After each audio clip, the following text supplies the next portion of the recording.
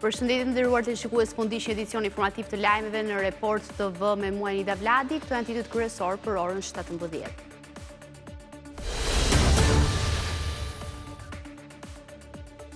Një atentati i dështuar është regjistruar rreth orës 15:50 të kësaj të shtunë në një lokal në hyrje të qytetit të Elbasanit.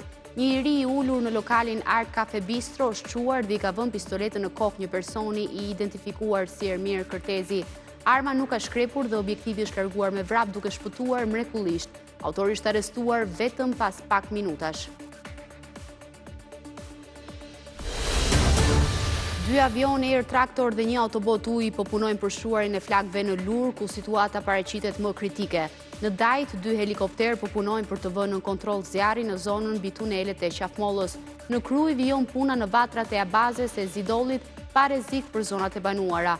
9 vatra aktive në mbar vendin. PDK dhe AAK kanë refuzuar ftesën e presidentes në detyrë Albulena Haxhiut për të ulur në truezën e bisedimeve më 18 gusht. Lëvizja vetëvendosje kërkon që më parë të arrihet një marrëveshje politike për presidentin dhe më pas të mblidhet seanca për konstituimin e Kuvendit të Kosovës. PDK kërkon mbajtjen e seancës, ndërsa AAK akuzon Kurtin se do të çojë vendin sërish në zgjedhje.